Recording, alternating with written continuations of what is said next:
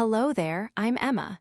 Today, I'll share how I improved my English listening skills.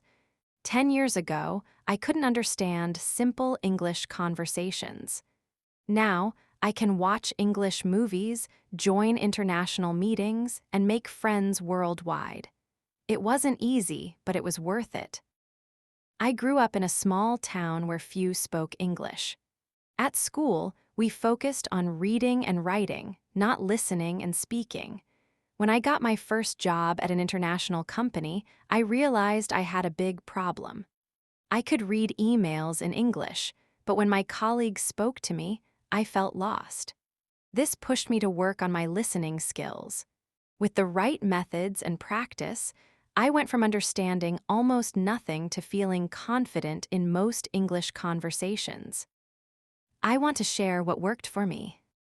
When I first tried to understand spoken English, I felt like I was drowning in a sea of sounds. People seemed to speak so fast. I knew many words when I saw them written, but couldn't recognize them when spoken. My confidence was low, and I often avoided situations where I needed to listen to English. Learning to listen in English is like learning to swim. At first, the water feels scary and you might panic. You splash around, trying to stay afloat. But with practice, you start to feel more comfortable. You learn to float, then to move forward, and eventually, swimming becomes natural and enjoyable. The same happens with listening.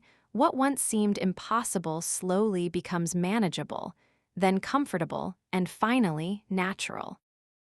Making mistakes is an essential part of learning. I remember once in a meeting, my boss asked if I could handle a project, and I thought he asked if I needed help. I confidently said, "Yes, definitely." Everyone looked confused until a kind colleague explained the misunderstanding. We all laughed, and I learned an important lesson about the word handle. Every mistake taught me something new. My turning point came when I took a trip to London. I had been studying for about 2 years but still struggled with real-life English. On my third day there, I got lost and needed to ask for directions. I was terrified but had no choice. To my surprise, not only did I understand the directions, but the person also complimented my English. That small success gave me the confidence boost I needed. I realized that I had been improving without noticing it, and from that day, I approached listening practice with new energy and hope. When you're just starting to improve your listening skills, begin with content that's designed for learners. I found VOA Learning English and BBC Learning English extremely helpful because they speak slowly and clearly. These resources use simple vocabulary but real-life topics, making them perfect for beginners. Here's how to gradually increase difficulty. 1. Start with materials specifically for your level. 2. When you understand about 80% of that content, move to slightly harder material. 3. Try watching children's shows or simple documentaries. 4. Later, you can watch regular TV shows. Start by watching 5-minute parts. Repetition is your best friend. I used to listen to the same audio clip 3 times. First time, just try to get the main idea. Second time, focus on details you missed. Third time, try to repeat what you hear. This helps connect listening and speaking. This method trains your brain to recognize English sounds and patterns, even when you don't understand every word. For beginners, I highly recommend these types of resources.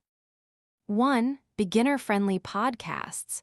Look for short, daily episodes about everyday topics with clear pronunciation. 2. Educational YouTube channels. Search for channels featuring real conversations with subtitles, spoken at a slower pace. 3. Language learning apps with audio content. Many apps offer interesting stories told in simple English. Music is a fantastic way to improve listening while having fun. English songs often use repetitive phrases and common expressions. I started with slow songs by artists with clear pronunciation, reading lyrics while listening.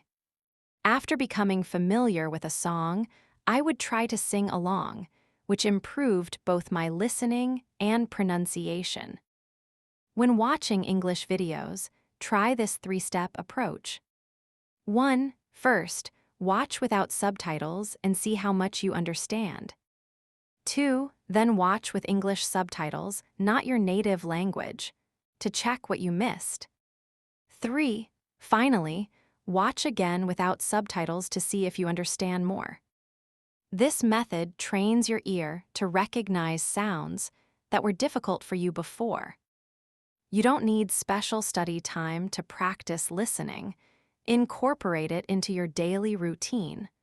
I started playing English podcasts while brushing my teeth and getting ready in the morning.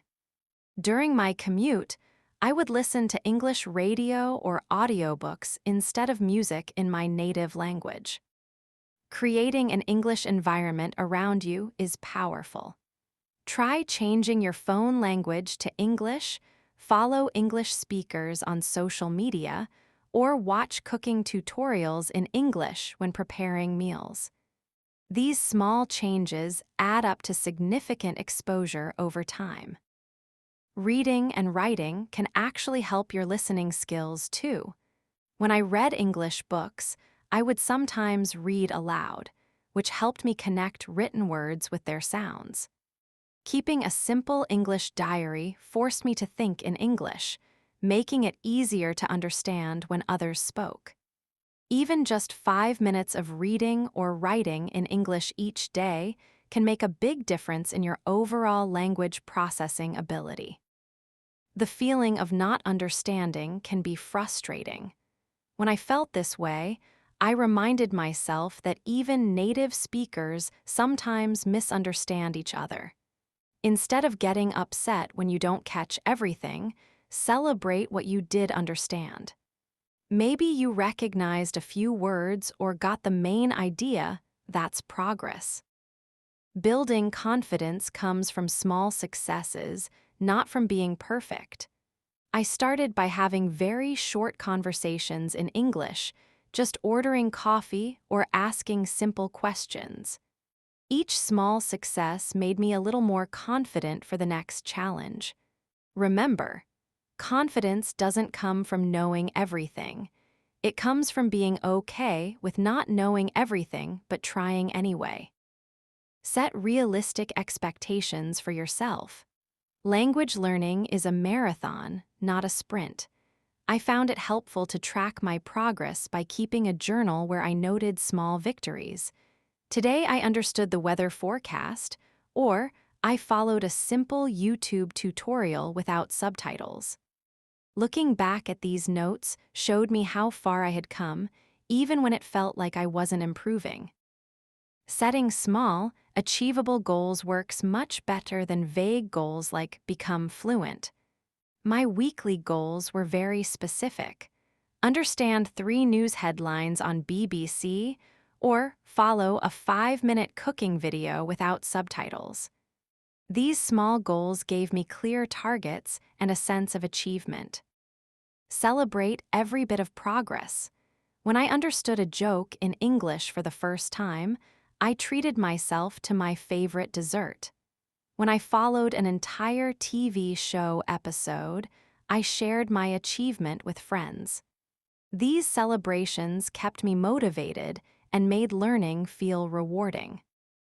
When you make mistakes or misunderstand something, try to see it as valuable information, not failure.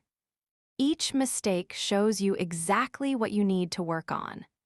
I kept a small notebook of words I frequently misheard, and reviewing this list regularly helped me overcome specific listening challenges. Finding a study partner can make a huge difference. My friend Sophie and I met once a week to practice English together. We would listen to the same podcast episode before meeting, then discuss what we understood. Having someone to share the journey made the difficult moments easier and the successes more enjoyable. When talking with native English speakers, don't be afraid to ask them to speak a little slower, not louder. Most people are happy to adjust their speed if you ask politely. I found phrases like, "Could you speak a bit slower, please?" Or, "Would you mind repeating that?" Very helpful. Remember that most native speakers respect people who are learning their language. Online communities can provide support and practice opportunities. Websites like Tandem or HelloTalk connect language learners around the world. I also joined English learning groups on Facebook where members shared resources and encouragement. The Italki platform offers affordable conversation practice with teachers or language exchange partners. This was incredibly valuable for improving both my listening and speaking skills. Improving your English listening skills is about more than just understanding words. It's about connecting with people and opportunities around the world. With better listening skills, I've been able to enjoy international friendships, advance in my career, and travel with confidence. These experiences have enriched my life in ways I never imagined when I started learning. Learning to listen in English is like growing a garden. You plant seeds, learning new words, water them daily, regular practice, and sometimes it seems like nothing is happening. But beneath the surface, roots are growing stronger. Then one day, you notice beautiful flowers blooming, you understand a movie without subtitles, follow a fast conversation, or catch a joke that makes you laugh. These moments make all the effort worthwhile. Imagine yourself 6 months from now, confidently watching English YouTube videos, understanding announcements at an airport, or having a friendly conversation with an English speaker. Picture yourself enjoying English music and actually understanding the lyrics, or watching your favorite shows without relying on subtitles. These experiences are waiting for you. Remember that learning is a journey, not a destination. There will be easy days and challenging days. Some days you'll feel like you're making huge progress, and other days might feel like you're moving backward.